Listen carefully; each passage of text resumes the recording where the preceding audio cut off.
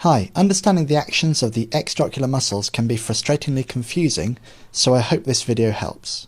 You may also want to watch a video on eye movement terminology before this one. The eye sits within the bony orbit. The orbit has a roof, a floor, a medial wall and a lateral wall. It is therefore somewhat pyramid-like in shape. The two orbits have medial walls that run parallel to one another. The lateral walls are at about 45 degrees to the medial wall, or 90 degrees to one another. The eye sits within the middle of this space, with the four recti muscles converging on the orbital apex, where they insert into the annulus of Zinn, a fibrous ring of tissue that encircles the optic nerve. These recti are superior rectus, medial rectus, and inferior rectus, all supplied by the oculomotor or third cranial nerve, and lateral rectus, supplied by the abducens or sixth cranial nerve. The inferior oblique is also supplied by the oculomotor nerve, while the superior oblique is supplied by the trochlear or fourth cranial nerve. Contraction of the lateral rectus abducts the eye, while contraction of the medial rectus adducts the eye.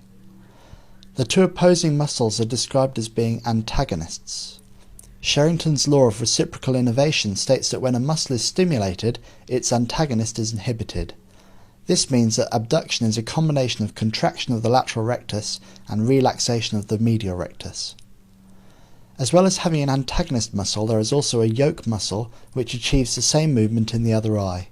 So for right gaze or dextroversion, the lateral rectus abducts the right eye, while the medial rectus adducts the left eye. Hering's law states that yoke muscles receive equal and simultaneous innervation, the magnitude of which is determined by the fixing eye. When the eye is abducted 23 degrees, the superior and inferior recti are aligned with the axis of the eye.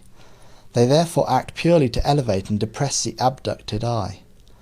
The superior oblique acts to intort, and the inferior oblique acts to extort the abducted eye. When the eye is adducted, the inferior oblique and superior oblique become the main elevators and depressors. The superior rectus now primarily intorts, and inferior rectus primarily extorts. How can you remember these eye movements? Well, I draw a simple diagram. This diagram shows the abducted eye due to lateral rectus, with elevation from superior rectus and depression from inferior rectus. It also shows adduction from medial rectus, with elevation from inferior oblique and depression from superior oblique. Finally, for the intorsion and extorsion, simply turn the eyebrows into arrows.